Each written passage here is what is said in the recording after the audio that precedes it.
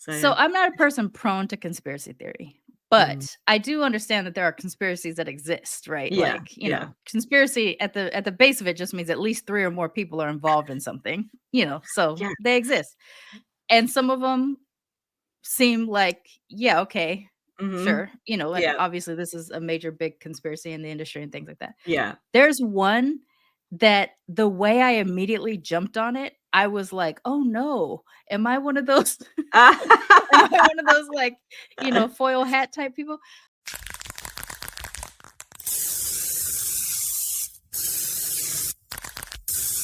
This is a ManeHustle Media podcast. Virtual Rhiality Studios.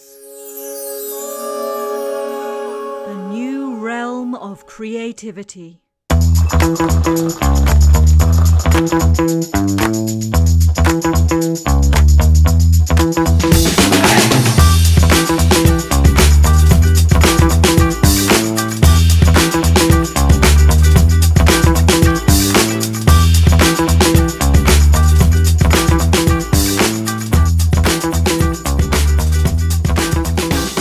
Hello, and welcome back to Matcha, Masala, and Murder. Thank you.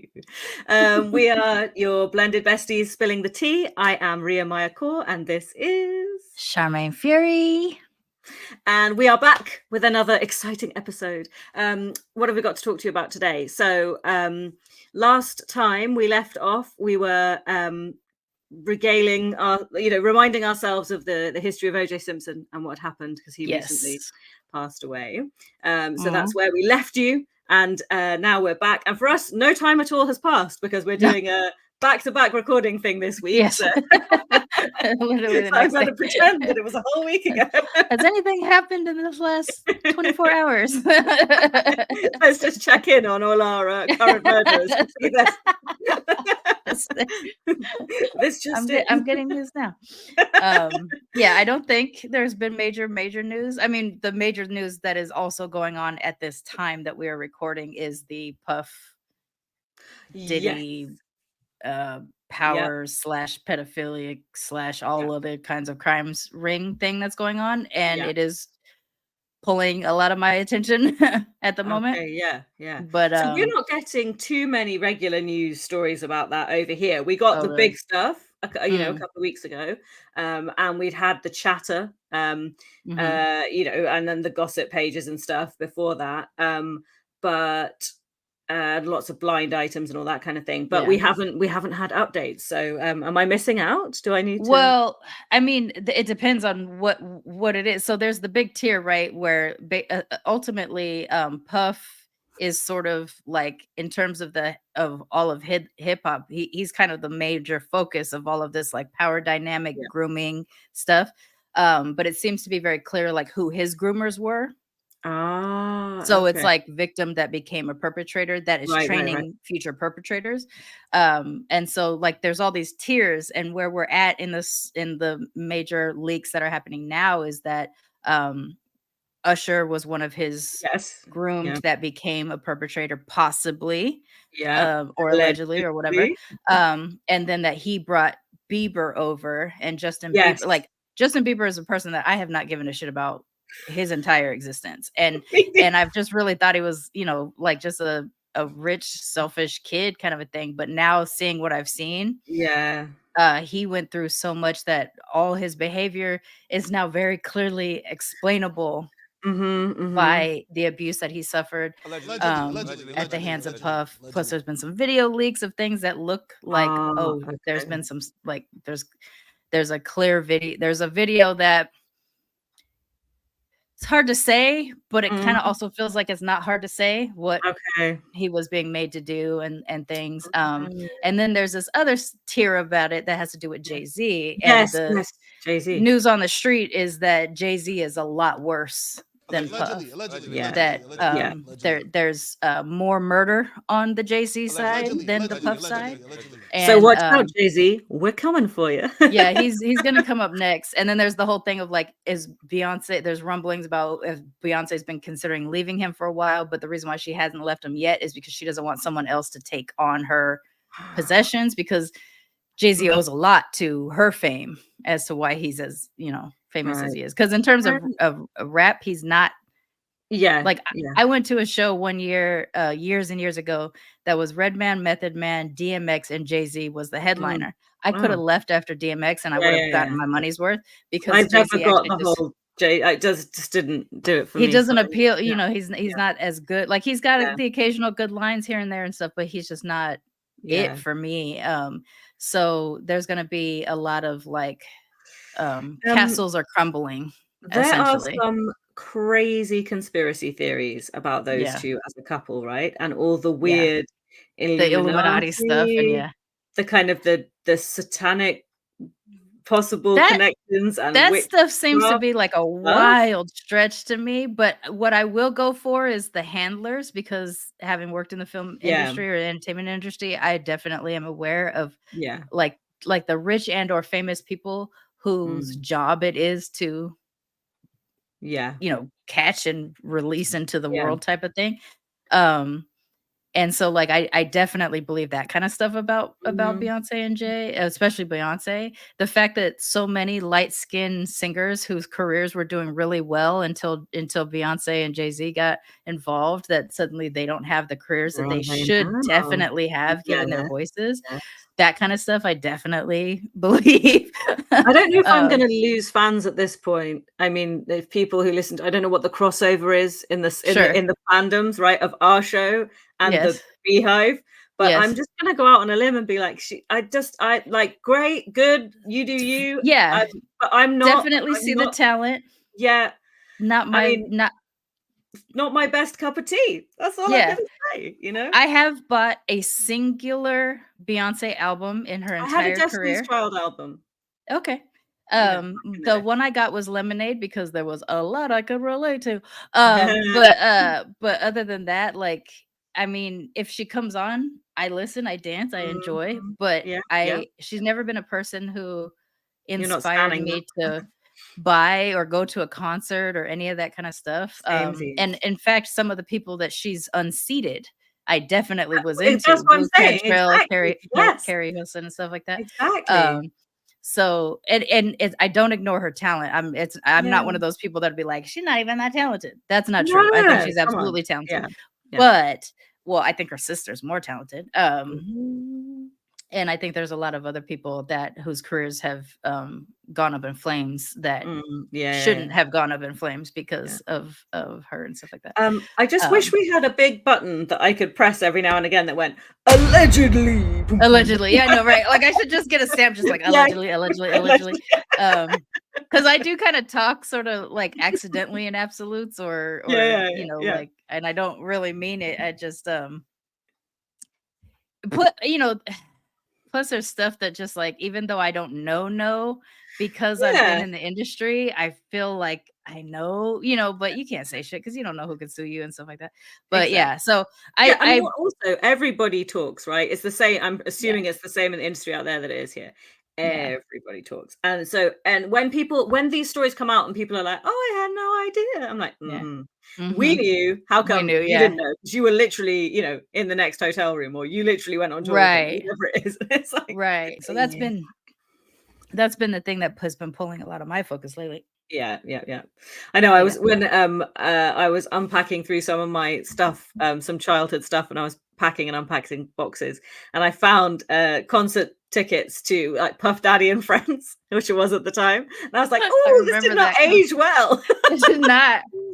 And like, um, how many of these people are alive / how many of these exactly. people are now a Yeah. problem? Yeah. And I was going through Um my head of everyone who was on stage, and I was like, oh yeah, okay, wow. So So yeah. I'm not a person prone to conspiracy theory, Mm. but I do understand that there are conspiracies that exist, right? Yeah, Like, yeah, conspiracy at the base of it just means at least 3 or more people are involved in something, so yeah. they exist. And some of them seem like, yeah, okay, Hmm. sure, and Yeah, obviously this is a major big conspiracy in the industry and things like that. yeah. There's one that the way I immediately jumped on it, I was like, "Oh no, am I one of those am I one of those, like, foil hat type people?" And it's because of there's a documentary, I haven't seen it yet, but there's a documentary that was released called Quiet on Set, which is about the Nickelodeon channel Oh, and yes, the yes, yes, yes. abuse that went on Yeah, with there. yeah. here's what the conspiracy is. There's a aerial shot of the Jeffrey Epstein Island, an aerial shot of the island, side by side with the Nickelodeon Splash logo, which is the same shape as the island. Oh my god! So I haven't seen the documentary, but I have been absolutely hooked on all the. I've just been watching. I've basically seen the whole thing because I've watched it in so many clips on TikTok, right? Through clips, yeah. And I've just been a little bit obsessed with it, and yeah, it is absolutely awful, isn't it? It's pretty awful, and especially because it goes so far into people that like became famous later and all this kind of stuff, and you're just thinking about the pain that these people that are now adults but were children are holding. I feel like I didn't have any idea. So like if you think of like an Ariana Grande, for example, because I mean I know who she is now, but that wasn't. I didn't know who she was back then. I was too old for that kind of stuff. Exactly, but I don't feel like it was. Those shows were majorly popular here. Some Nickelodeon stuff was really massive in the 90s, but then after that, I'm not sure that there was such a big deal of shows like that. So everybody would have known her from the time she was like that young. So I was shocked when I first found out, people like that were involved. She's another good example of someone who I've just thought of as really cunty for the longest time. And then you're like, oh, but she was probably one of those abused kids. So, but the thing that gets me with her is the shades and the different the color, the racial ambiguity changes. And well, I'm not even going to call it racial ambiguity. I'm just going to call it different face. I'm not going to say the bit at the beginning because it seems to change. She's picking different ones at all different times, but there's definite appropriation of that. So that's why I've always just kind of gone, yeah, I'm out. Whatever. Yeah, she's got a very beautiful voice. I won't take anything away from her talent, but exactly. I'm not particularly fond of her as a person. Sure. Yeah. And of course there's all that race baiting thing, I guess. Yes. That's a good way of putting it. Yeah. So I mean, funny. So we've talked. Okay, this is interesting because I just watched. There was the program that came out called Scoop, which was out in the UK. So it is about there's an evening news entertainment show that we have that's quite hard hitting here in the UK on the BBC, and they got a really important interview with Prince Andrew, the Duke of York, just after all of his stuff about how involved he was with Jeffrey Epstein came out. Right. So the interview aired I think it must have been like the same week that he had committed suicide, Jeffrey Epstein. So allegedly, yeah, and allegedly. And so that's just really interesting because we literally just watched that documentary like yesterday because it came out a couple of weeks ago and we only just got around to it. It was kind of a dramatization of it, and it was so good. Because when that interview went down at the time, everybody in the UK was like, it was like watching a car crash unfold. It was so bad. And he was just digging this bigger and bigger and bigger hole. And so, yeah, I mean, it was a major scoop for the guys who produced that show, the women mostly who produced that show. So that was awesome. They should have known better than to let him talk. I mean, honestly, a lot of the royals need to just like that. So I know that it was a bigger deal here in the States than it was in the UK when like Kate disappeared and everything. Oh, no. It was major here. Okay. Because I keep hearing that like America was way more obsessed about it than the UK was. We were obsessed. But because everybody's like, oh, she's dead. Oh, there's a double. Oh, the height differential between the two, like all kinds of stuff was going crazy. And then when she came out and, started talking, it's like, I think they handled it as best as they could, given the fact that they hit her for so long. But like the way Americans went nuts on that, it was just, first of all, why do we care about royals? We're a democracy, but okay, fine, let's care a lot. Democracy. We're all a democracy. Allegedly, we're a democracy. But and when I start thinking back, like even like the Diana interview, the one that popped up, finally got to the divorce and everything like that. Like every time a royal speaks out in a major way, it goes sideways, right? I know that here on the state side, the Harry and Meghan series did better, I think, than it did on the UK side. The Netflix? But the Netflix one. but there wasn't a whole lot of love on this side either. It's just like it was probably less vitriol, I think, than on the UK side. Racist's gonna racist, right? Racist gonna racist, right? Just and I, that one's a mixed feeling one for me, because there's aspects of them that I really like, and there's aspects of them I find really problematic. Same. And then at the same time, they're fucking royals, so there's that too. And that's the thing. I remember all these kind of middle-aged white Karen type women all over our media being like, "Oh, Meghan," and just like really, but just being really incredibly bitchy about her and tearing her apart for absolutely everything. And I was like, I'm not the biggest fan, not for the reasons you're not, though. It's a completely different thing. Different. My issues have a lot to do with the mixed raceness. Yes, that's me too, right? She's a little bit, and because for me, especially as a mixed Black person, for me, she reads very much like it's actually a shock to me she has a Black mother, because she reads very much like a mixed Black girl who was raised by a white mother and has white adjacency, but she has a Black mother that she was raised with. So it's very confusing. And that goes back to the whole, we're not a monolith, but we think we're a monolith thing. Yeah. We have different expectations for a person who was raised in her situation. That being said, she was also raised in LA and everything like that. So she also reads very much like that. But like her, it's almost like she's learning how to be mixed now because of what happened to her in the UK.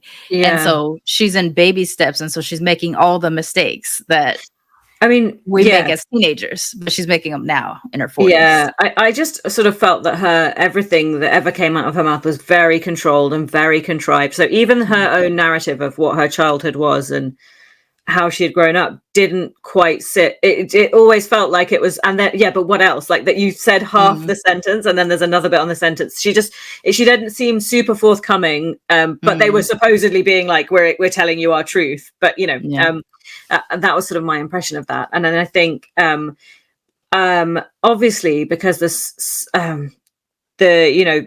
I suppose she was just shocked that she experienced that level of racism given the way she presents, because coming from America she would have been treated so differently given the context of racism. I mean, perhaps that surprises me too, though. I know that Harry said he didn't realize she was mixed, like she was Black at all when he started to date her and stuff. Like he says that. He says at one point, he's like, that they had some kind of conversation or whatever, and it comes up about her being part Black, and he's like, what? And I was like, huh? I mean, especially for someone who's so obsessed with Africa because of the years of inbreeding have addled his brain. He didn't see it, and I was like, how do you not see it? And then even she describes herself as being somewhat passing to a degree and things, and I wouldn't go that far with it. I would say she's light skinned and she's got freckles, but I still see a Black person. So it's a surprise to me. That's the thing. I absolutely wouldn't have said passing. I would just say lighter presenting, but it's obvious to me. I would have thought. But I think maybe it's just the shocking factor that if she holds herself in this particular an idea of herself, that she was quite shocked that people would be critical of something she doesn't necessarily white see. Adjacency is a powerful drug, I think, because I can even see it like within my own family. Like all of us are mixed, and yet there's some of us who align white and some of us who align with whatever different browns that we are and things. And we're like speaking a different language, but we come from the same family. It's same. Weird, I definitely understand that. From my family, it's a weird thing. But so I don't know. We've done a really good round robin to go all the way from castles will fall.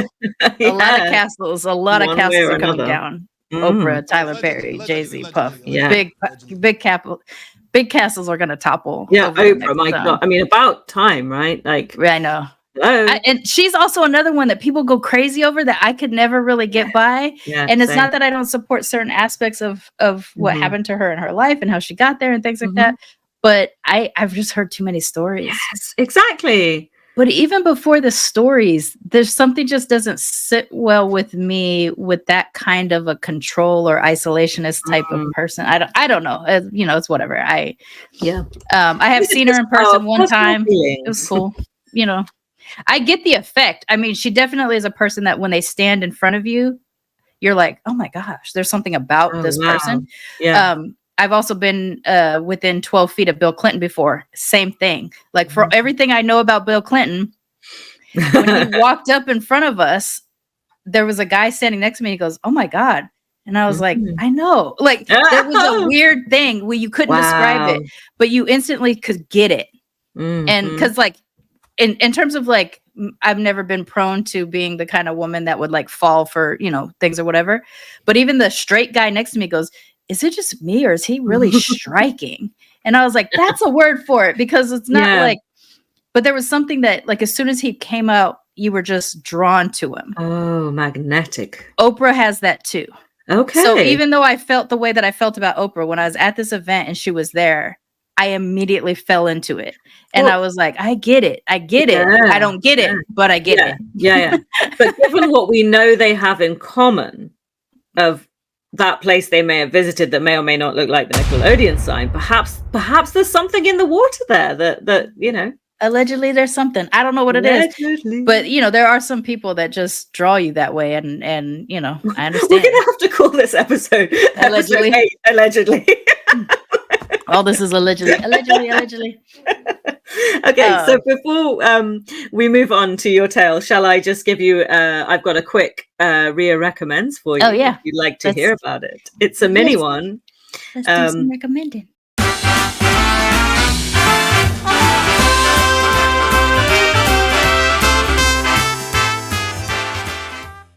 Okay, good. That was it. That was the theme tune. I get excited when we get to use it because we made these things and they're so great. Yeah, and I was like, I haven't had anything to recommend. I know. That's why actually I got quite excited, because everybody is talking about the Netflix documentary What Jennifer Did, right?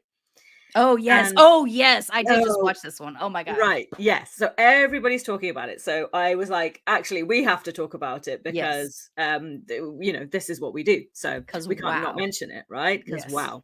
So I ummed and ahed, but I think we shouldn't do spoilers on this one, because I think maybe people are still coming to it and maybe don't know the full story. So if you agree, I'm going to try and talk about this without giving the game away. Okay.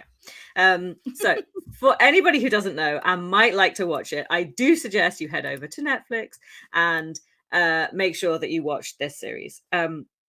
So this is the story of the Pan family, a Vietnamese family in Canada.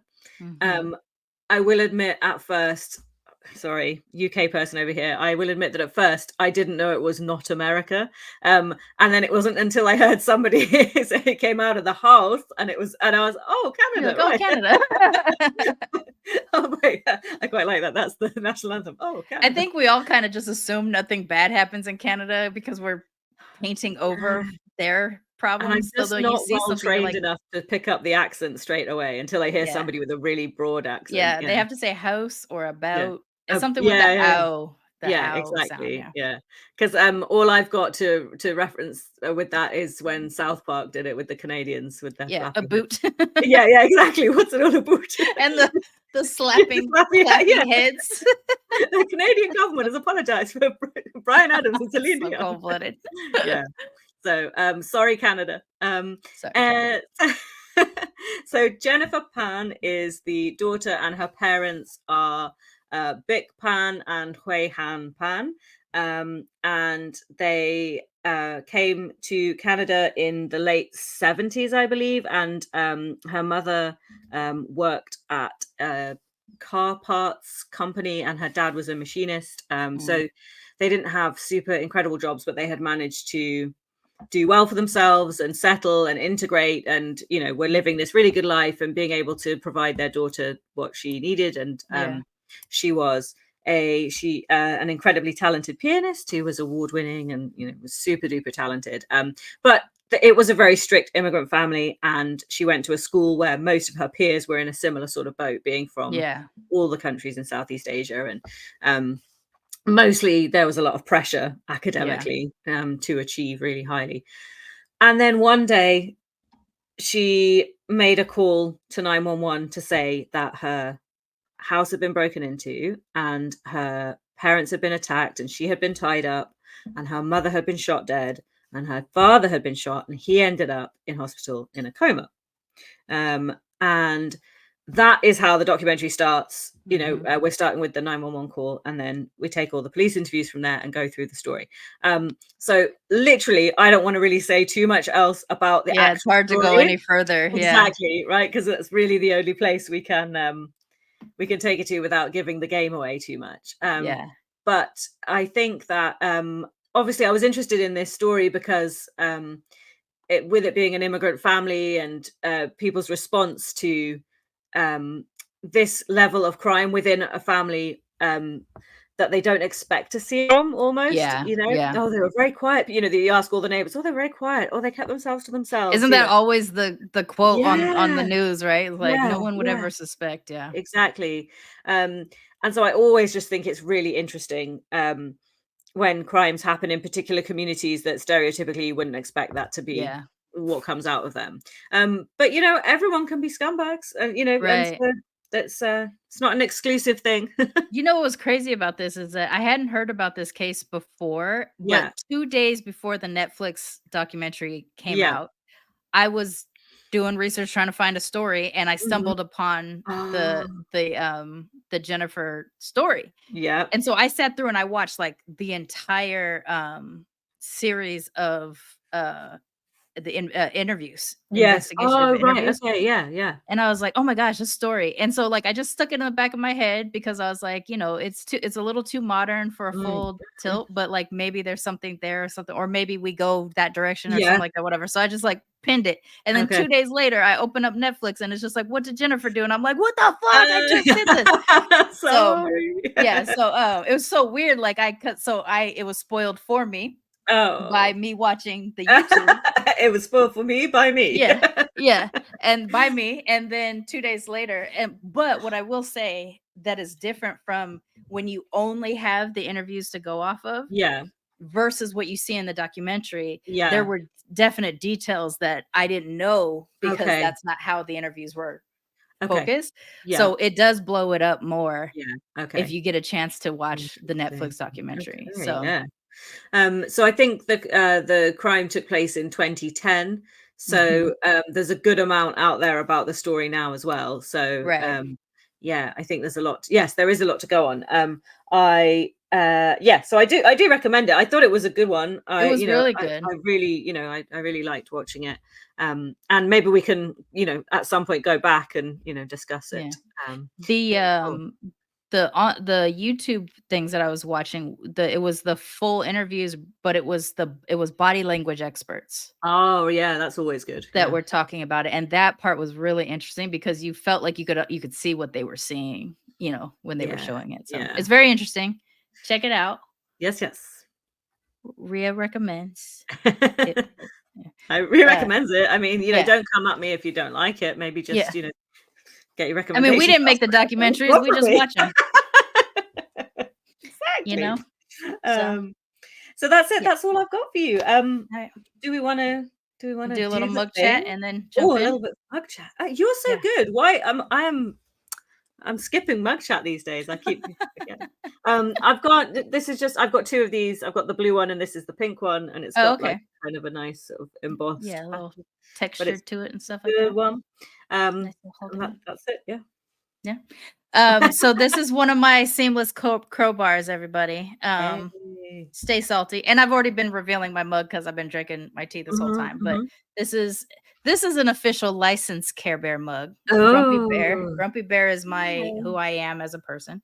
That's how you know it's the official license, because I got the Care Bear heart on the butt. It's not the easiest cup to drink out of because it is kind of curved more in. But I would have to say that I can forgive this being a left-handed mug versus a left and right, because it's obviously, so reason. It's good. I forgive it. I wonder whether we need to start putting mug chat earlier on so that our tea doesn't get cold if we're trying to not reveal. Fair. I mean, I do have my warmer, but because certain mugs don't have a rim at the bottom, they don't always warm, so it is like fading over time. I'm also wearing my Stay Salty Grumpy Bear unlicensed Care Bear t-shirt. It's unlicensed because it's too dark. Like he's a light skinned bear. So my seamless core bar is that Care Bears care. Yes, they do. And the day that we're going to be focusing on today in our attempt to be specialty day things is Yeah. Arbor Day, which is trees. Trees. Yeah. Okay.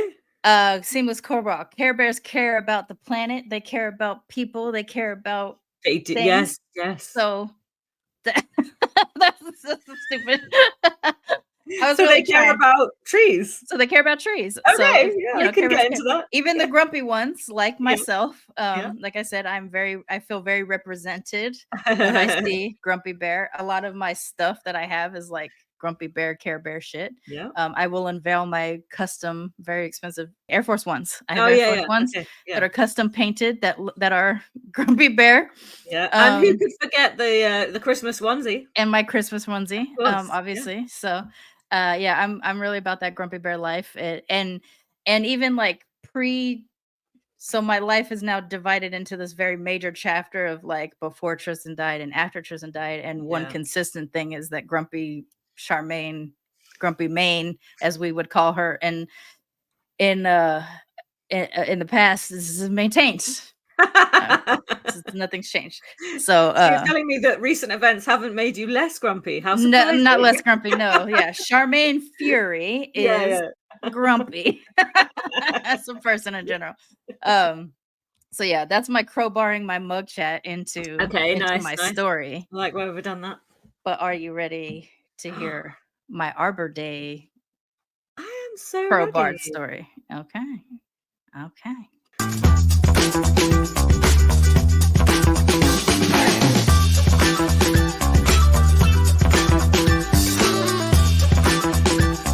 Tea's ready. Shall I be mother? Okay. Arbor Day. Air date April 26th is Arbor Day. Here's another crowbar. Technically, my criminal is very heavily involved in the creation, allegedly involved in the creation of Earth Day. Earth Day and Arbor Day are not the same days, but they are very close together. Okay. Arbor Day is the last Friday, I think, of April. Okay. Every year. And Earth Day is always a Tuesday in April. Okay. I don't know why. So this week when this is happening is both Earth Day on the 22nd and Arbor Day on the 26th of April. I'm with you so far. So here we go. This is the crowbar. So technically, while we are acknowledging Arbor Day for the date that it was recorded, since Earth Day fits in the same week inexplicably, I don't know why they're so close together. The person that I'm going to be sharing the tale with you today is the hippie guru Ira Einhorn, aka the Unicorn Killer. The reason he is the Unicorn Killer is not because of anything mythical creature oriented, is because his last name is Einhorn, which translates into one horn or unicorn. Das ist ein Horn. Einhorn, see. Oh, see. Yeah, that. Whatever. I forget all the languages. My head is all. I've been in Mexico for a long time. So yes, in the 60s, this guy named Ira Einhorn, who was a Jewish kid from Philly, kind of a thing, ends up getting kind of heavily into sort of like paranormal interests, astrology, hippie free love, politics, the whole thing or whatever. People would describe him as somewhat of a cross between Abby Hoffman, if you know your civil rights era hippie icons, a very yelly, screamy, politically fueled hippie dude, protest guy, and and Allen Ginsberg. Okay. Poet. Yeah. So this guy thought, and just for, I know you're shocked because he's a serial killer, or not a serial, he's a killer who had serial killer tendencies. Yeah. Very narcissistic, thought very highly of himself. So he really thought like everything he spit was bars. Like, Okay. So he thought he was up there on a Ginsburg level. right. Okay, Yeah. right. So, but the thing is not unlike what we were just talking about with Oprah and Bill Clinton, he was captivating and people were just drawn to him. He could ignite a room with his presence. But he was a scruffy nerf herder. He was just a furry hippie dude, he bathed incessantly and yet smelled really bad all the time because he wouldn't wash his clothes. He wanted to like control a room with different things. So either him talking or his smell or his like he had real like super crazy I didn't control know that. related things. He would do these like in his house lecture type things where he would invite people like to hear him speak and kind of thing, where he'd be like butt naked in the tub and everybody would have to squeeze into the bathroom and like listen to him talk and stuff like that. Oh my God, good job the French Revolution's not happening. That's how you get murdered when you're in the that's tub. how you get murdered in the tub. So yeah, he's just out here just like talking nonsense, connecting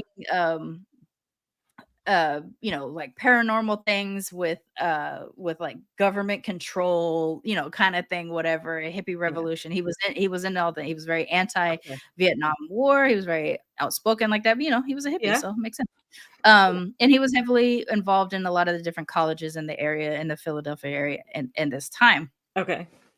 And in this time, he would say he had bedded anywhere between 1,300 and 1,800 beautiful ladies. Who knows? I mean, it was a free love era. I don't know how you keep track. Once you pass 30, I don't know how you keep track. But okay.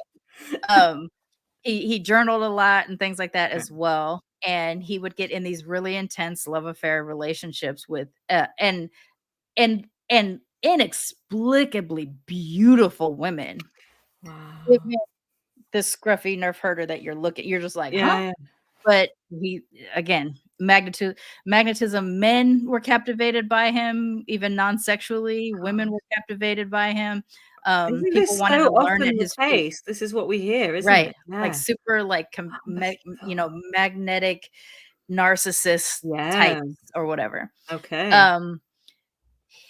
He is only that we know of, I suppose, I guess, guilty of committing one murder, which goes solved unsolved in quotes for about 17 years while he's on the run. Okay. But prior to the murder that we're going to be chatting about, he had at least 2 significant relationships with women where he nearly killed them as well. So that's why I said he's a killer with serial killer tendencies, because he technically left these women for dead. They just happened to not die. Okay.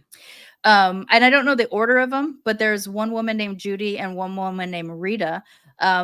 Beautiful, striking, statuesque, hippie type ladies, who were also in the college scene. So, like the hippie movement was very heavily laced in the college scene and stuff like that. And so they would get involved and he would be these really intense love affairs and everything like that. But he had violent tendencies and he was a super misogynist. And so there was a way of exerting control and domination he had that would turn even these like really electric women who are all also like speech giving types and protesting types, basically shift their personalities to where people who knew these women would be like, this went from a dynamic outspoken woman to this like mousy kind of quiet, stay in the background kind of woman. And Can people I just interject with fucking men? Right. Yeah, it's just like, and it's so crazy because for the women that are already out there with that personality, they couldn't be ours, right? But if they can find a dominant, that they can take them control, that's down. the thing. It's the same with like this movement of men who want like the housewife, traditional wife thing or whatever. Wives. And there's like literally wives out there being like, I'm here, I'm that person. They're like, nah, not you. They want to take a more outspoken person and change them into that. And that was his vibe. Oh my goodness. I hate that. Yeah. So whether or not it was Rhia or Judy first, I think it might have been Rhia first. When she tries to leave him, to break up with him, he ends up beating her and then choking her until she passes out and thinking he's left her for dead. And in his journal writings, he would write things and be like, I think it's going to be time to, like shuffle Rita of her mortal coil type of thing. Because he had it in his head where he says something to the effect of to be able to kill the thing you love is like the most. I didn't put it. I didn't put. Oh no, I have a bunch of things that he has said, but I didn't tag that like in the spot. I should have done that. Anyway, so he says something to the effect of like what a great achievement or honor or something like that it is to kill this thing that you love, especially when it's trying to get away from you. Oh, God. Okay. I assume that Rita didn't report because I don't understand how such a violent attack could lead him to be not brought up on charges or anything like that. And it happens again. And again, this is an order thing. I don't know if it's Rita first or Judy, but both of these women experienced a very similar thing. Judy was a statuesque redhead, very beautiful type person. Same thing. Personality shifted once she got involved with him. And when she finally stood up and tried to leave him, he was trying to convince her to stay. And so she had moved away from him and was staying with a friend, a platonic male friend. And when she went to, he said he was going to come to her house so they could try to talk about reviving their relationship. And so when he comes over, she says, oh, I'm out of coffee. Let me go run downstairs and get coffee. So she goes to the corner shop. And when she comes back in, he's hiding behind the door. He hits her over the head with a broken Coke bottle, and then he just beats the hell out of her, and then he chokes her out until she passes out as well. Yeah.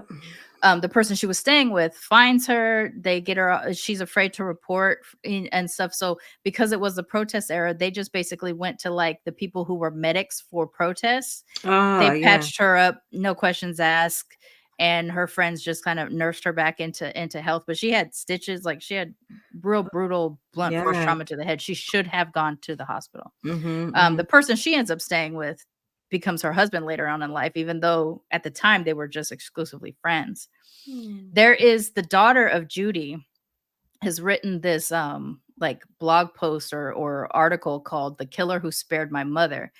And in that, she finds out when she's fully grown and about to embark on her own marriage and things like that. That's when she finds out that her mother was almost killed. And it sets her down on this path of just like kind of anger and digging up, generational trauma and stuff like that, because she was date raped on campus at this basically the same age that her mother was nearly killed. And she felt like had her mother told her about her experience before she went to college. So she had to deal with like guilt, anger / why didn't you tell me / learning how that's not the story, kind of a thing or whatever. And so these are the first two priors, both go unreported.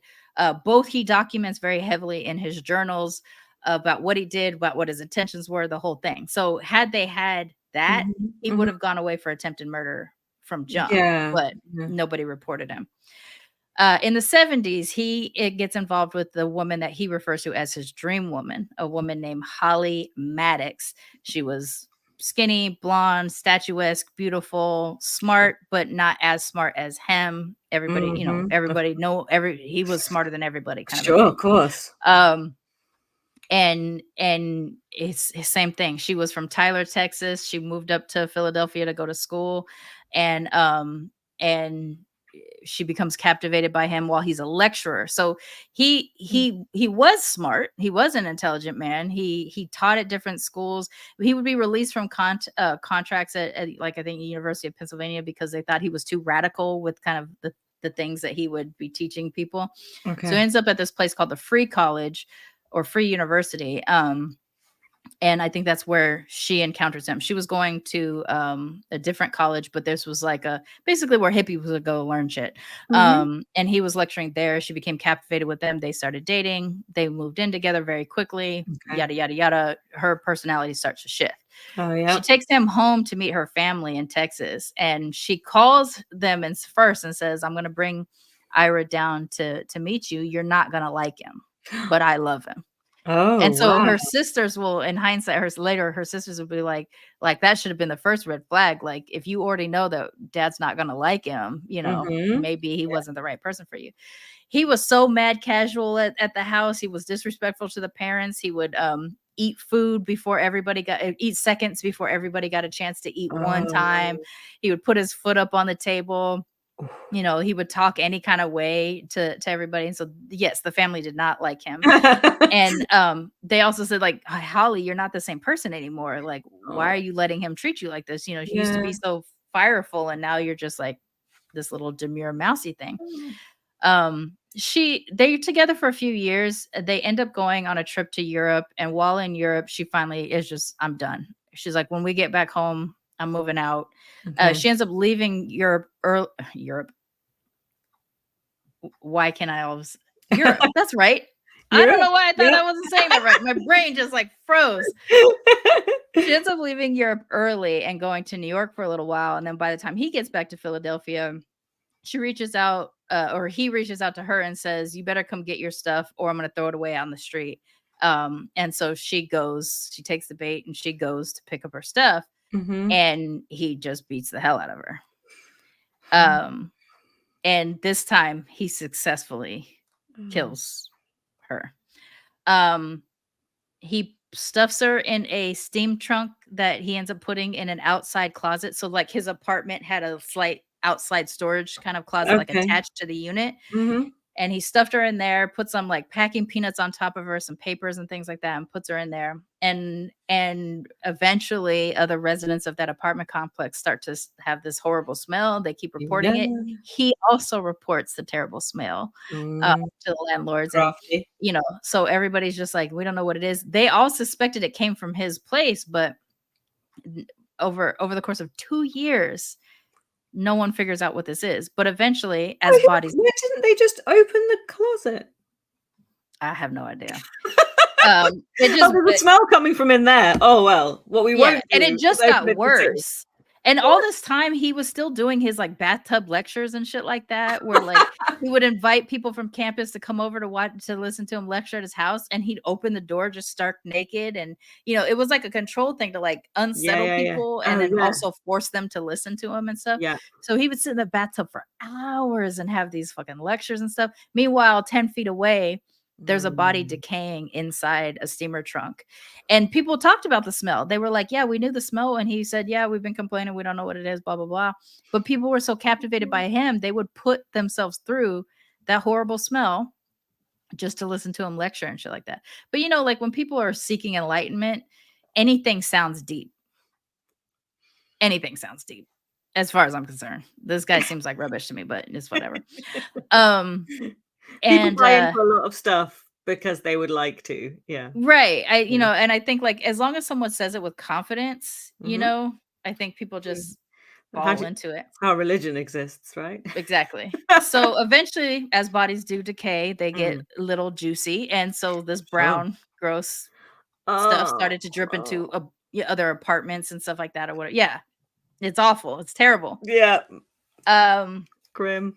The family finally gets wise, like we usually hear by Holly by this time or whatever, and so they try to report a missing persons, but because Holly was already a legal adult at this time in the state of Pennsylvania, you could not report a missing person on an adult. What? Because she could have just fucked off if she wanted. She could have just maybe she's on an adventure or something like that. So her family in Texas is like, no, this is not the kind of person she is. She wouldn't go no contact and stuff like that or whatever. So technically nothing got started until around nearly the 2-year mark when the police finally did start to take it a little bit serious. And from jump, the investigating officer was like, Einhorn did this. He got the vibes early. He felt like that was the case or whatever. And I don't know what was the triggering thing that eventually, because they would interview him and nothing would come of it and whatever. But eventually, because of the dripping stuff, they were able to get a warrant. It was a 36-page warrant, and they served him at his door or whatever. And he's like half naked and stuff like that. And he's like, all right, go search around or whatever.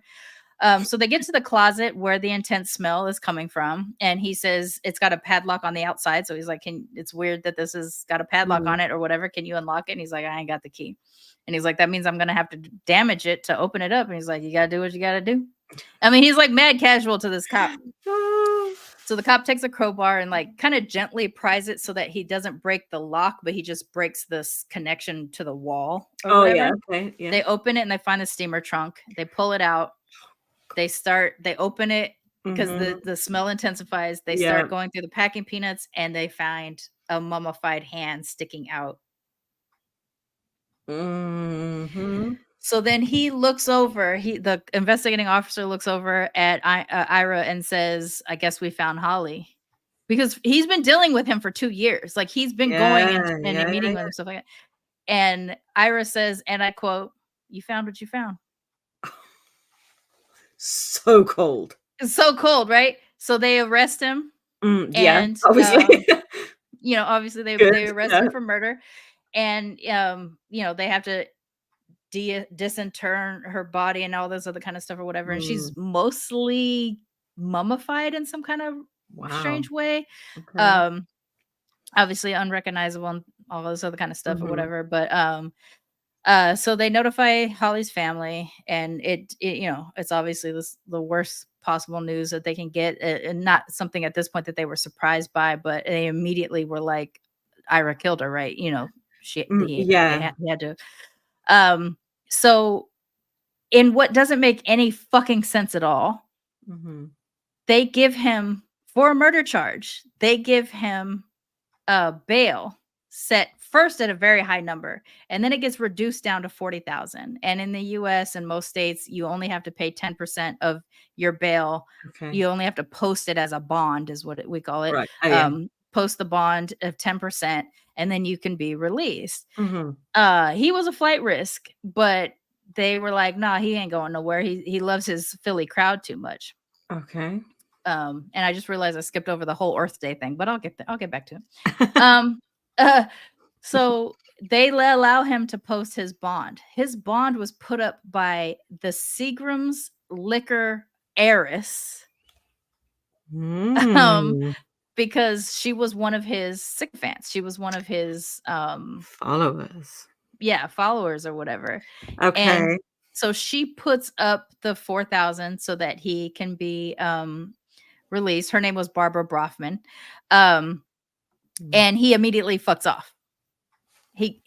So it's believed he probably like drove up to Canada with the protection and money of his other supporter eventually became his defense attorney as well, which was Arlen Specter, who eventually became the U.S. Senator from Pennsylvania. Oh, wow. He represented him then, but also assisted him in raising funds for his legal defense and financial support when he was gone. And Phyllis Lambert, which is another member of the Brofman Seagram's family, who was just also rich, not the heir, but just rich, also posted money for him. So it's believed that they assisted him in getting to Canada, and then from Canada he was able to go to Europe. First he ended up in Ireland, and he's just walking down the street one day and he knocks on a door, which is the quote wrong door, and he says he can't find his lodgings, and so this guy just lets him lodge at his place because they had a B&B type of thing. And while he's staying there, the guy describes, he's like, he was a really off-putting kind of strange sort of guy or whatever. He introduces himself as his actual name, though. Like he says who he is and stuff. And then a month or so into the lodging, the innkeeper or whatever says that him and his wife are going to visit relatives in the US. And he said, then the tone just shifts immediately. And Ira's like, when you get there, don't talk about me. Don't tell anybody where I'm at. Oh. And so that obviously raises like, okay. They said they felt very threatened when he said that. And so once they got to the US and they asked their relatives about him, the story was known enough that he had escaped. And so now they knew. And he's like, I don't know what to do with this, right? Like, what do I do? And Ireland didn't have extradition to the US at the time, or still, I think. And so they basically just knew where he was, but couldn't do shit about it. Wow. Eventually, he ends up getting uncomfortable in Ireland where he's at because too many people know where he's at, and he ends up taking on the identity of a friend that he met in Ireland who's still there out in the world today, old as shit, just and won't talk about him, won't not support him. But he basically stole this guy's identity. He ends up in Sweden. So by that point, the investigators in the US that are looking for him contact Swedish Interpol. They locate him. And he's at this point living with a woman who fits the archetype of his type of woman. She is a Swedish heiress or a rich person and everything like that. Her name's Annika. They go to Annika and they're like, "You're living with this person. This is who he really is." And da da da. And she's like, "Yeah, I know who he is. I know what he's accused of. I don't believe it." And so why is it when you hear so often you hear this in stories, right, that these people will be so brazen and they will just straight up say, "This is me, this is what I did." And then the girlfriend or the woman involved will just go, "Yeah, no, he told me, he was so honest with me, but I just don't believe it's possible." In the way that I think, like, I'm just going to say that allegedly we have a healthier view of this where we're interested in true crime, but we're interested in like the reasons why does the brain work, the social economic reasons, blah, blah, blah. I think there's a whole sect of people who really just like are intrigued, like in the way you want to be around a celebrity, they want to be around killers. Yeah. Because again, with OJ could go anywhere and people would flock to him. And you're like, there was a whole generation of people who would flock to him because of the murder trial, who didn't even know about his existence as a footballer or an actor or a newscaster or anything like that. This newer generation of people that would flock around him don't even know what he was famous for in the beginning. And they were just obsessed with it. So I think there is like people that are just willing to be around that energy. I don't know. Talked as well, didn't we, about in Japan the level of kind of celebrity that can be achieved. Okay, sorry, that was a little. So it's weird. So she's like, "I know who he is." Well, in this time, but they got tipped off somehow. The Interpol knew about them, so he had actually left. He jumped ship before, and so by the time Interpol got to Annika in Sweden, she was basically closing down their house. Kind of a thing. She's gonna find him. She's gonna meet up with them. Ultimately they end up in France. I don't know. They bounced around to a lot of different countries and stuff like that or whatever. He never had a job throughout this entire time. He's just being sponsored by these rich people that he knows. And again, why they support him, I don't fucking know. I think what happened is that maybe the Seagram's heiress, Barbara, may have been interested in him or something like that, because she's a reason why Interpol gets tipped off that they were in Sweden. So maybe it's a scorn thing. There's no written thing about it. It's just that ultimately Barbara was the one who said he's in Sweden with this woman. They're living as husband and wife, but whether or not they were actually husband or wife, given that he wasn't even using his actual name, I have no idea. He was using the name of this guy that he met in Ireland. So they end up in Bordeaux, France, and they're just living there. That's just where they're at. Interpol ends up connecting. Swedish Interpol ends up connecting with France Interpol. They know where he's at and things like that, but they basically just can't really do anything because there was also no clear extradition. The requirements for extradition from France to the United States is if death penalty is off the table, France will extradite. But because death penalty can always be put back on the table in the U.S., it made them uncomfortable. So they basically allowed him to be arrested in France and were not going to release him to the US. Mind you, this is 17 years after he left the United States. Gosh. That's such a long time to have just been out there. And sometimes brazenly out there and sometimes under a different thing.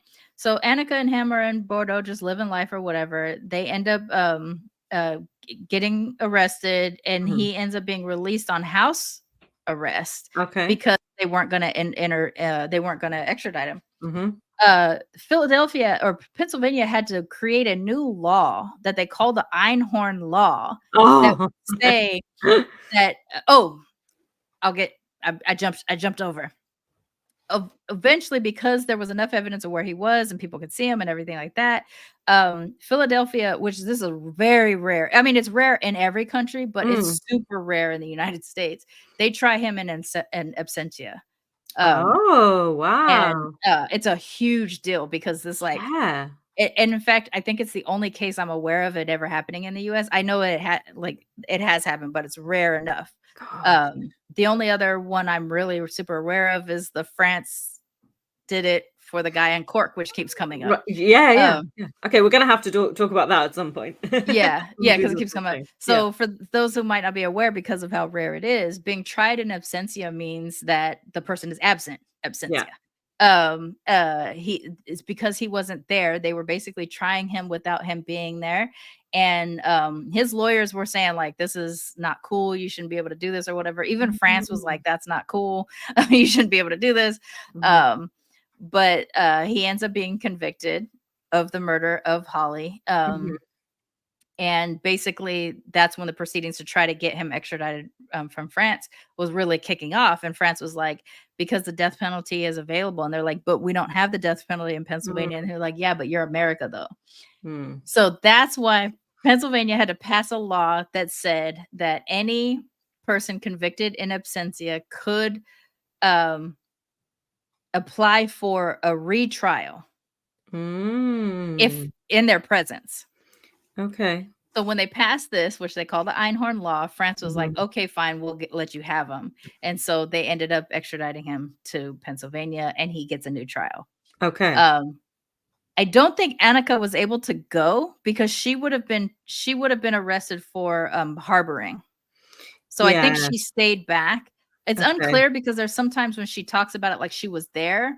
So maybe there was a video feed or something like that or whatever. Yeah. Because they kept saying, if we see Annika, we're going to get her too. Wow. Yeah. So she can't come here or whatever. So she was super angry that they even had the audacity to convict them. Mind you, there's an interview of her saying there was some of the evidence there that was really damning and really causing of concern, but that they didn't do enough to prove beyond a reasonable doubt. And so she's going to hold on to, he didn't do this. And they've been for like 14 years by the time he gets arrested. She remains like steadfastly his partner, even though he does get convicted. He ends up in prison in Pennsylvania. Unbelievable. The crazy thing about like when he was about to be arrested in France, he's on house arrest and they're about to extradite. They've agreed to extradite him or whatever. Yeah. He's in his house. There's news cameras. There's all kinds of shit or whatever. While people are in his house, he takes a dull knife and slices his own throat. So he doesn't proper slice it. It's so dull that he only actually rips the skin. So he's on camera with this like gaping slice of meat. Oh no. Blood and stuff, and he's just like, this is the prime minister's fault. And so he would jump into like broken France and be like, this is your fault, you're supposed to protect your people and all this other kind of stuff or whatever, about him going to be extradited. And even the news, even though what he already did was dramatic enough, the news like stains in fake blood this like cloth and like throws it on the sides just so they can get a shot of it. And it's like when you look at it, you're like, that's obviously not real blood. It's way too red and stuff. So they wrap him up with this fucking cloth and they put him in the ambulance. And then after he gets treated, he gets extradited to the States or whatever. And so he does, like I said, he gets convicted. He ends up in prison in Pennsylvania. They eventually have to move him to sort of a minimum security type prison, where he could be like treated for his health things or whatever. And then he just up and dies in 2001 or 2002. He's convicted in 2001, I think, and then it's not long after 2002 he ends up dying. And at the time he died, I think he was 79 years old. So wow. Like, okay. Yeah.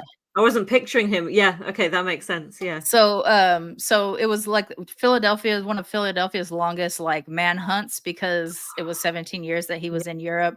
But again, like he never had a job. He just wrote stuff. People would just listen to him or whatever. But even like, it was so weird. Like he sliced his throat and he's sitting there smiling at the cameras as they're loading him into the ambulance and shit like that. He's smiling when he's when he's under arrest, like all kinds of stuff. He just maintained this like cocky, no one could get me type of thing. So this article that was written by the daughter of Judy, the killer who spared my mother, she pulls some quotes from his from like once they finally got his journals as part of the trial. And some of the stuff is like, it's definitely premeditated stuff. So one of the quotes is violent. This is from his journal. Violence creeps over my body as I reach toward the destruction of Judy, a hopeless victim in this infernal entanglement, which seems to be draining the life's blood out of both of us. We hang in perilous balance, threatened to destroy or be destroyed in an instant of reckless action. We must come together or die. So Wow. a lot of the stuff he wrote was like this. After he attacks Judy, he Yeah. goes home Yeah. and writes this short little poem. Suddenly it happens. Bottle in hand, I strike. Away at the head. In such violence, there may be freedom. So he basically just reduced her to a body Whoa. part. She's the Yeah. head because Yeah. that's what he busted open. There's also references in his journals to Rita as well. Very similar type things. Like, you know, Rita basically has the audacity to try to leave me. This is the end for her, blah, blah, blah. And I don't know if he was disappointed in himself that he didn't kill either of them, or if he let up because he was choking them both to death, and then they black out and then he lets up. And then when they wake up, he's not there. But what it was about Holly in particular is possibly just that because he did refer to her as his dream woman, maybe this was the one that absolutely couldn't get away. Yeah. And so this is the tale of Ira Einhorn, the unicorn killer. That's it. Thank you. Thank you. Whoa. The Earth Day connection. I don't know. So he claims he's a founding member of Earth Day. The Earth Day founding members say he's not. They say that they invited him to be the MC because he was the most popular hippie in Philadelphia at the time. He gets on the stage. They ask him to MC. So he's supposed to be introducing the other speakers and stuff like that, like dynamic fucking speakers and things like that. Yeah. He was like, no, I'm not getting off the stage. This is my audience now. Go fuck yourself, basically. And then eventually they call his bluff and like bring a professor who's supposed to speak up on stage. And he goes, okay, I'll let you have the mic. And then he turns to the audience and he says, if this guy speaks the truth, if he's authentic, cheer for him. If he's not authentic, boo him until they kick him off the stage. And then they let the guy go on there. So he continues to say that he's like a founding member of Earth Day. And Earth Day's like, we have no association. Yeah. He was just the MC at the first Earth Day. And environmental issues were very much at the forefront of the stuff that he talked about. So this is a mix of someone who's like, you know, like politically and things. Yeah. Looking after people, but in his real life, he's this horrible misogynist, murderer, wife beater type. Well, I think that it was seamlessly crowbarred. Yeah, I agree. I did some crowbarring. I worked really hard at it. This is exactly the kind of male personality that we see so frequently in these cases. That I understand, and I understand that that people can be that magnetic and and draw people in, but like we said, it's the element where they can't just break a person by ending their life or whatever their goal is of what what they're trying to do. It's it's all the bit like you say where we have to break down her personality and isolate them from their friends and family and really beat them down psychologically before you find you may or may not do the final act. So even if he did only actually kill the one, you're quite right, he absolutely he certainly would have been a serial killer, I think. Yeah. Because and who's to say he hadn't done it at other times, but these are only the two that end up coming forward. It took because 2 years to find her body, right? Then who's to say? Because with Rita and Judy both, I know at least Judy was called to testify in his final trial. Which is how her daughter ended up finding out about it, because they basically had to tell the family like your mother's going to be, and and that's how they ended up telling the story. And so like the daughter's journey after that ends up being this whole thing of trying to come to terms with the generational trauma stuff, and how and her belief about how, by not being told, she was set up for it happening to her, and so she needs to break the cycle for her daughters and stuff like Okay. that. But then over the course of this learning journey, she ends up realizing why her mother wasn't able to do it. Mhm. And then the sad thing with Judy is that she eventually ends up having Alzheimer's, dementia, and then before she dies, she loses all the information. So the daughter literally had to like comb the archives, talk to people to piece together her own mother's story, so that she could Yeah. undo the damage in her personal life, and then also try to undo it for her future Oh, children yeah, as they were growing up. yeah. So it's a very interesting article. I'm gonna tag it in the thing just because it's like it's the other side of something like this, right? It's Yeah, like yeah. the children of someone whose mother could have been killed, and what is the effects that has had on them when they Mhm. didn't even know about it until they were Yeah. adults and stuff. It's very interesting. So, um, There's actually, I'm gonna share that. there's a Netflix document. Is it Netflix? Sorry, there is a documentary that I'm only part of the way through. And I can't remember the name of it. And this is when several different generations of women have been affected by the actions of this one guy who is a father and then and a husband and a stepfather to all these Ooh. different women, right? Mm. And this program is basically being made by the youngest adult member of the family, like Okay. the last one to find out all this information. And Oh so gosh. she's shot, she is going on this journey of learning that her mother, her sister, her step auntie, all these women and how they were affected by this one guy. So I really must find the details for that. I haven't finished it, but so far it's hideous. Let's Yeah. put it like that. Yeah.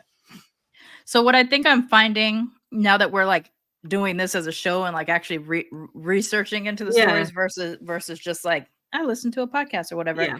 is there seems to be a common necessity that the killer is a narcissist. Yeah. Because you Yeah. have to be able to feel like it's your right to kill, or Yeah. that to have the audacity, I think, to kill when Mhm. it's not like in self-defense, obviously. Yeah. Feels really interesting. This dynamic personality that see, here's what I wonder about this is because for all these women that were abused by him, and these aren't the only ones that were abused by him, these were the only Mm. ones that have claimed near Yeah. near Yeah. murder. Um Everybody talks about how dynamic the women were, and then how Mm. much they shifted after his Yeah. involvement. Yeah. And I'm a person who thought of myself as, fairly together and, Yeah. wouldn't fall victim to stuff like this. And yet I think there have been times when I have kind of succumbed to something that Mhm. wasn't safe or healthy for me. Yeah. And by the time you realize it, you're Yeah. really deep in it. Now, luckily mine hasn't been so bad that I was, on the verge of Mhm. being beat or murdered. Yeah. Um, but there's some times when you're like you're out of a situation, you're thinking about it later, and you're like, oh shit, I actually Yeah. Yeah. Yeah. gave up a lot of myself Yeah. for this. No, I can absolutely relate to that as well. Yeah, with previous experience, and think that I absolutely understand how the women can end up in that situation and would not at all, apportion Yeah, blame, for them not knowing or seeing that or seeing red flags and leaving sooner. Like when people are this good at the way they manipulate you and gaslight you and shut things down, um, they have to be that good to achieve what they want to achieve, don't they? yeah, So you are really working, everything is working against you being able to see it yeah. when you're in it and get out as a result of that. Yeah. Because Um that was a frustration of me growing up with my mother. I'm like, the yeah, men that she's been with and stuff like yeah. that. And the fact that they harmed me and she still chose them, kind of a thing. Mhm. I would be like, how is this possible? Like, how can you Yeah, be like this? And when I think about like situations in which I kind of fell into things like that, sometimes it was partners, but sometimes it was like a boss, like my job, wow, yeah, sometimes yeah, and then small ways, not yeah, necessarily like the yeah, biggest harm or the most harm, but the fact that they were able to bend me even a little ends yeah, up being something that like really affects my self-esteem later, because I'm like, yeah, what was wrong? Why did I let that crack yeah, open up enough to yeah, let them in? Um, so when I hear the stories about these women, you know, I'm watching the documentaries or I'm reading the stories and I'm like, get out. Why didn't you get out? But at the same time, I'm like, in subtle ways, I can actually see it in myself Absolutely. too. And Yeah. so it makes me really wonder what could we do collectively to try to prevent that thing happening? Because by the time your friend is too deep in a relationship and you're concerned about Yeah. them, you Yeah. can't seem to convince them, and you actually end up ruining your friendship and trying to protect them, right? Right. And I'm thinking there's an interesting element though as well, because we're talking about university age Mhm. women in this Find particular story. yourself and all This that is kind of when stuff. your personality is developing and you're finding yourself. Mhm. And so her parents are thinking, her family's thinking, oh, you know, this guy's changing her. But if you love someone in your family and you start to think, oh, well, you know, she's going through something, she's growing up, she's developing, you know, maybe it's a natural kind of ebb and flow that you're figuring stuff out, and then she's going to come to it and think, actually, that's not for me, and I didn't like the person I was in that time, and that's okay, and she'll come out the other side. So it is really hard to intervene in those circumstances, isn't it? Yeah. Yeah. Yeah. So it's just like it, you know, I mean, obviously the tragedy of like the family not getting the resolution until Yeah. 2 years later, getting the worst call possible. Mhm. And her family ends up suffering some tragedy too. Oh. Eventually her father, I think he contracts some, or he ends up getting some kind of a disease that he ended up committing suicide to prevent Oh, deterioration. Like gosh. Yeah. her mother ends up getting, I think, dementia and dies early as well, or Right. cancer or something like that. And then the sisters and the brother have to hold the torch for all these years, the 17 years of until they're finally able to convict. And by the time they're able to convict, like, and I imagine it's super bittersweet, but they're on camera basically celebrating. They're like, I'm gonna throw a barbecue. We're gonna, you know, Yeah. ding dong, the witch is dead type of thing. And like you get it because what they've had to go through, how it's Mm. impacted them for the last 17 years, the way they are with their own families Mm. probably has a lot to do with what happened to their Mhm. sister and Mhm. everything. I So, really you know, think that you know, because talking about the part of him which is borderline kind of cult leader, mhm, you know, gathering disciples, and like you say, trying to get everybody on the back foot all the time, like, you know, opening the door naked and all those yeah, sorts of things. It's all power plays, isn't it? And it's it's all power all plays. trying to offset people, unsettle people. And so it's, you know, so every action that he's doing in this whole story Yeah. is all connected to whatever Mhm. his mind, you know, his psychological kind of makeup and plan is. Yeah. And I mean, I know we've said this before, but like cults and cult leaders really, really do fascinate me. Not because I want to Yeah. buy into the Right. or the But like Kool-Aid that they're what's so selling, but special about their yeah, magnetism that yeah. allows that thing? Well, okay, so there's a surprise celebrity cameo in this story. Ooh, When he's in England, he yeah. ends up becoming friends with Peter Gabriel. Ah, And okay. they become friends Random. because of the whole paranormal spacey stuff. Yes. So Until that's what I was later gonna say. on, Yeah. yeah, later on, people are like, "Peter, what's up with the like your homeboy and stuff like that?" And Uh-huh. he's like, "I didn't know he was being hunted for murder." He's like, "I just thought he was a spaced Mhm. out dude," you know? Yeah. But Oh, like, wow. I mean, to imagine being on the run, but being bold enough to try to like befriend a Yeah, yeah, yeah, celebrity, yeah, yeah. like all this kind of Yeah. stuff. Like he's got weird level of confidence, Mm. and everything in his life backs up his confidence, right? I got away from a conviction. Mhm. I'm living in Europe, they can't get me. Like Mhm. everything's telling him he can get away with this. He tried it 2 other times at least and they didn't, Mhm. he didn't get Yeah. got for that. So this confidence that he had up until the end. And he Yeah. tried to appeal several times, until Mhm. he uh, um exhausted his appeals and everything like that. But again, just like Bill, what's his face? He didn't end up living out his Oh, punishment yeah, very yeah, yeah, long, yeah. It McDowell, was like yeah. less than like a year or so, and then boom, Yeah, yeah, he he was only 5 months in prison yeah. before he died. Doesn't seem like a lot of justice, does it? Right. And so like the sister Holly's sister Buffy says I never wanted a death penalty. Yeah, her name's Buffy.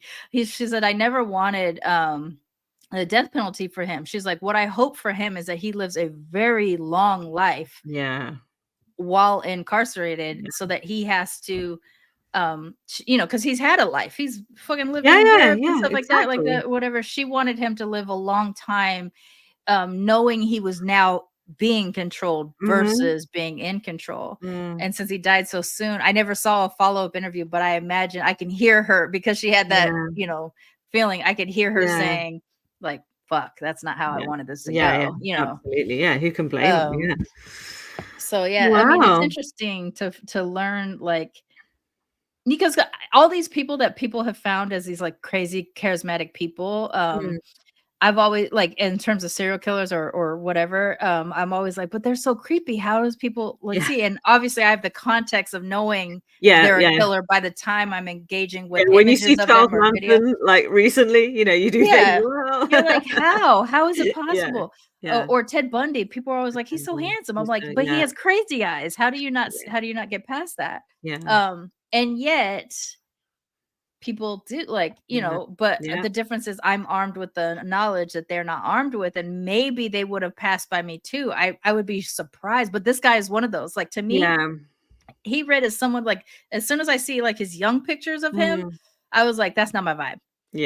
And then to hear him talk with all his confidence and bravado, I was like, this guy would drive me crazy. I would not be susceptible to him. If I was even in his target, I would not. I don't think I would be susceptible to him. That being said, the irony, if it turns out that one of us gets got by one of these guys, play this episode after, right? Yeah, be like, I didn't. Be like, Sharmane, I told you, like, crazy eyes, and you fell for it. But even, like Jim Jones or David Koresh, like these like major cult leaders, and there's one in Japan that I want to cover too. It's more recent, but it's pretty significant. You look at these people and you're like, there's no way you would fall for it. There's no way, and yet here they're commanding all these people to do all this stuff, and it's really baffling, and yet they exist, and it's a big part of, like, it's just accidentally a big part of the show, because these are the types of people that exactly. Once you do this stuff, right, this is the thing. So how we talk about killers and psychopaths, and they start with hurting animals, and then they upgrade as they get older to humans.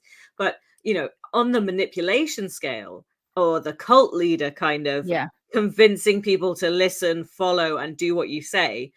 What are the steps to that process? That's interesting. What do you start out with? What do you try, and what's your first kind of pseudo manipulation? Like, let's see if I can get him to do this. And that, and then how do you know when you're getting so good at it that, because people aren't questioning you, people are just literally putting their faith in you and having blind kind of trust, so that even when you ask them to do, like, okay, so like, look at the serpent, right? They're making them sick and then better, and even when there are such obvious holes in the story or the explanation and it doesn't feel right, there's something that they've done that's made you feel like you owe them, you're indebted, you're beholden, and you continue to support / not run the fuck away.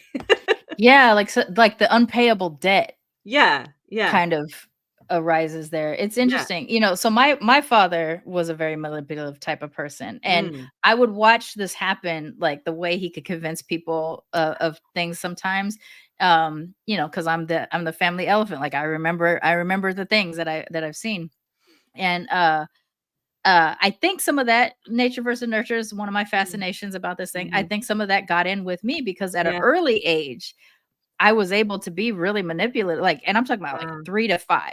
There's stories of me manipulating people when I was that age. And then I spent like so much of my life actively trying not to be like my dad.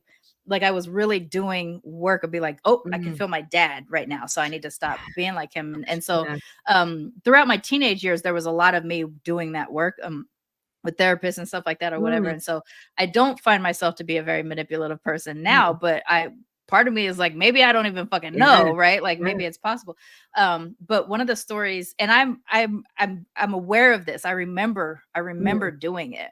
but I was 3 years old. We were living in Texas, and my dad was in the Navy, and my mom was just basically a stay-at-home teenage mom because she didn't have anything to do. And there was this little girl that also was about my age in the apartment complex, and she was playing with a ball. So I got sent outside to play with the ball with her. And at some point, her who I thought was her mother at the time, it turned out to be her stepmother, had called her in to go get a glass of water. So I ran alongside with her. And when we went into the house, she had this table of like these 6 huge, in my view as a 3-year-old, huge cupcakes. They were blue, that had blue frosting on the outside. And so I was like, I want a cupcake. And the mom was like, no, you can't have a cupcake. And I had so much anger being told, like she gave us a glass of water and then sent us back outside to play ball. And I had so much anger about being told I couldn't have this cupcake that I have the memory of sitting there passing the ball back and forth between me and this girl once we were sent back outside and just being so angry. And then the idea popped into my head. And when the ball came for me, I threw it into my face and started instantly crying on demand, which was entirely falsified. And saying that she hit me in the face with a ball. So my mom has a crazy temper, and I knew my mom would get upset and threaten to beat up the mom. So in my head, I was like, if I convince them she hit me in the face, I'll get a cupcake. Get a cupcake. So my mom comes down and she drags us over to their house, their apartment, and she cussing out the mom and stuff like that. And then this is the part that I don't have the memory of, that my mom ended up filling in for me later.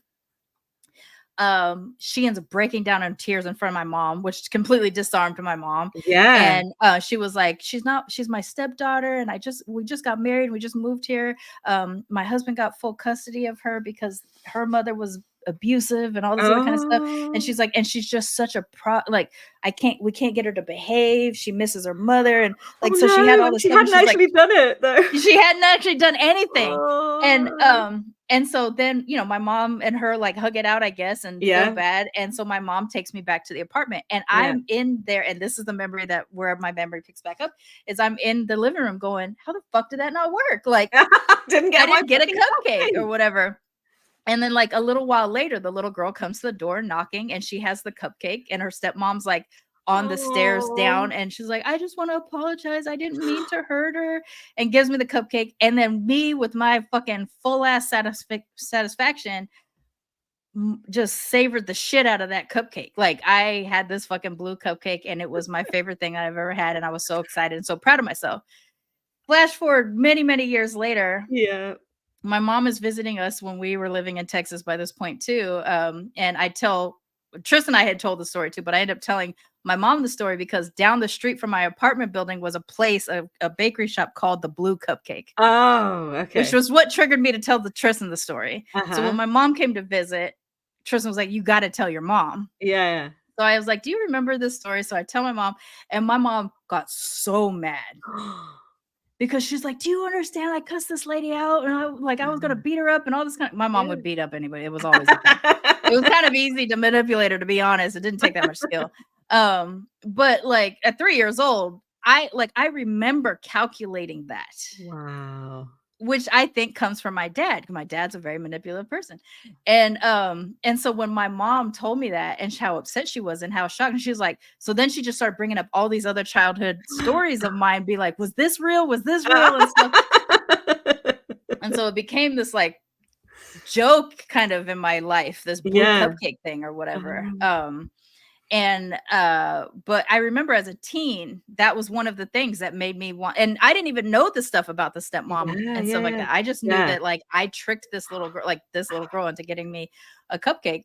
And so my teenage years and my therapy was very much working on me not being manipulative. And then I have such a thing about lying now, like it's such a complex that I told you, like, I struggle with some of the lies that I like remember that I told 20 years ago. So I've worked hard at it, and now it's not an effort, but it was an effort to not be like my father.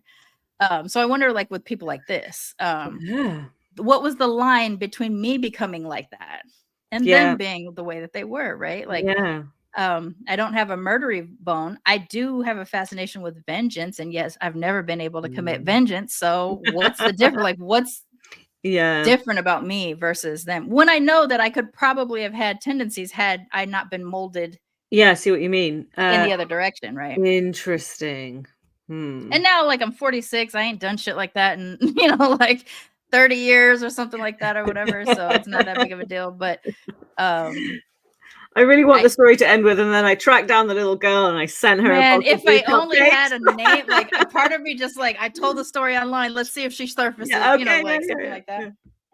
Oh my gosh! Because I would want to apologize to her and her stepmom because I mean, I was 3, but that was some high level manipulation. I wanted a cupcake, and I by any means necessary the shit out of that until I got my fucking cupcake, right? Okay, so don't cross her. You heard it here first. And if you have a blue cupcake, just know that's coming my way. So. But yeah. Oh, so wow. That's it. That's a good ending. Thank you so much.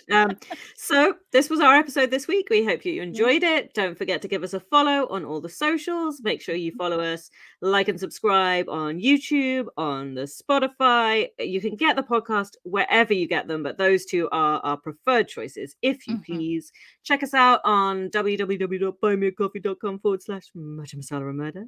And you can read the newsletters, subscribe to the free newsletters there, and support us by buying us a cuppa or a couple of cuppas if you are so inclined. We would appreciate it. And we'll catch you next week. Yep. Back again. Time, same bat channel. Matcha and Masala is produced and hosted by Sharmane Fury and Rhia Kaur. This is a ManeHustle Media production in association with Virtual Rhiality Studios. All stories are researched to the best of our ability with information freely available to the public. This podcast is intended for entertainment purposes, and due to the nature of true life crimes, some information remains inaccessible and new information can come to light after recording.